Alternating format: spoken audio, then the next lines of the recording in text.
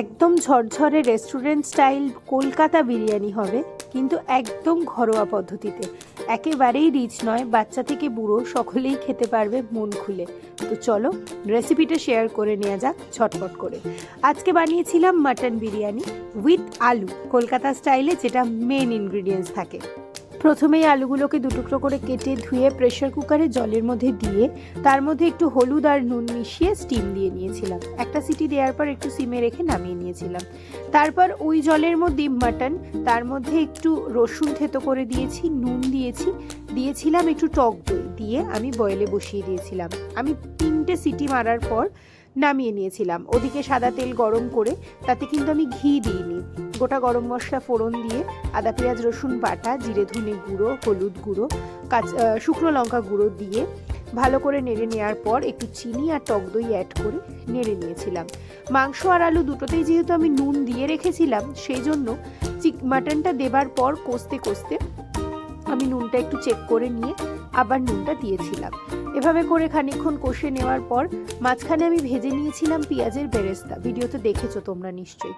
তো সেই বেরেস্তাটা এর মধ্যে মিশিয়ে দেবার পর তার মধ্যে মাটনের স্টকটাকে আমি দিয়ে দেবো। এর মধ্যে কিন্তু তোমরা এখন চাইলে একটু গোলাপ জল বা কেওড়া জল দিতে পারো, আমি দিইনি এখনো পর্যন্ত। তারপরে আমি দিয়ে দিলাম বিরিয়ানি মশলা, দিয়ে ভালো করে নেড়েচেড়ে নেব। আমি মাথায় রেখেছিলাম ঘরোয়া পদ্ধতিতে বানাবো, আর গরমে যাতে খেয়ে কারো শরীর খারাপ না হয়। এদিকে ভাতের চালটা আমি ভিজিয়ে রেখেছিলাম প্রায় 1 ঘন্টা মতো, তারপর বসিয়ে দিয়েছি। এলাচ আর দারচিনি দিয়েছিলাম জলে, আর একটু সাদা তেল আর নুন। ভাত হয়ে গেছে আমার, 70% কুক করেছি চালটাকে, আর মাটনটাকেও আমি 80% মতো বয়েল করেছিলাম। বাকিটা আমি কষিয়েছি, আর বাকিটা সিমে হবে। এবার আমি সমস্ত কিছু গুছিয়ে নিয়েছি, এবার লেয়ারিংয়ের পালা। ফার্স্টে যে হাঁড়িতে ভাত করেছি সেই হাঁড়িতেই আমি কিছুটা ভাত দিয়ে দেব। তোমরা চালটা দেখেই বুঝতে পারছো আমি কতখানি ঠিক বয়েল করেছিলাম। দেওয়ার পর তার মধ্যে আমি এক এক করে জিনিসগুলো দিতে থাকবো। যেমন ফার্স্টেই আমি দেব মাটনটা, আর তার আগে একটু দিয়ে নিয়েছি আমি ঘি। আমি কিন্তু ঘি ফার্স্ট অ্যাড করলাম এইবারের বিরিয়ানিতে। এবার আমি মাটনের পিসগুলো দেব, আর সাথে দেব গ্রেভি। যতটুকু প্রয়োজন হবে ততটুকুই আমি দিয়েছি এখানে গ্রেভিটাকে। গ্রেভি দেওয়ার পর এর মধ্যে আমি সাজিয়ে নেব আলুগুলো এক এক করে। আলুগুলো দেবার পর তার মধ্যে আমি দেব খুব ইন্টারেস্টিং একটা ইনগ্রিডিয়েন্টস। তোমরা অনেকেই বিরিয়ানিতে খোয়া ক্ষীর ইউজ করে থাকো, আমি খোয়া ক্ষীর পাইনি বলে দিলাম আমুলের দুধ। এটা আমুলিয়াও হতে পারে, আমুল স্প্রেও হতে পারে, যেটা তোমরা পাবে তোমরা সেটাই ইউজ করতে পারো। তারপর দেব রেডিমেড বিরিয়ানি মশলা।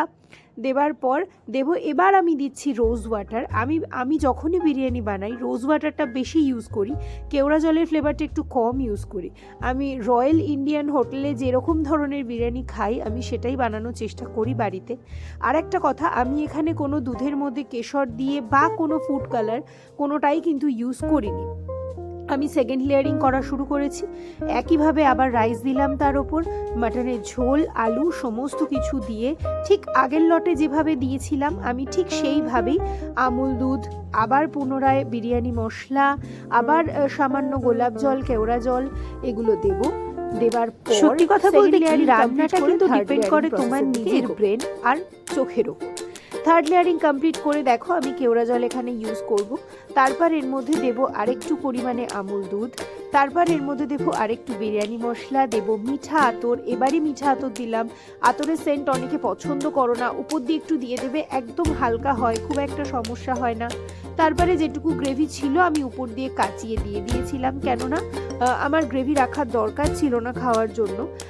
তো আমি দেবার পর একটা বাটিতে জল নিয়ে জলটাকে প্রিহিট করে তার উপর হাঁড়ি বসিয়ে নোড়ার সাহায্যে চাপা দিয়ে রেখেছিলাম 40 মিনিট। 40 মিনিট পর কিছুক্ষণ রেস্টিং টাইম দিয়ে আমি খুলে নিয়েছিলাম হাঁড়িটা। দেখতে এসেছিল কিছুটা এইরকম। সার্ভ করেছি চিকেন চাপের সাথে।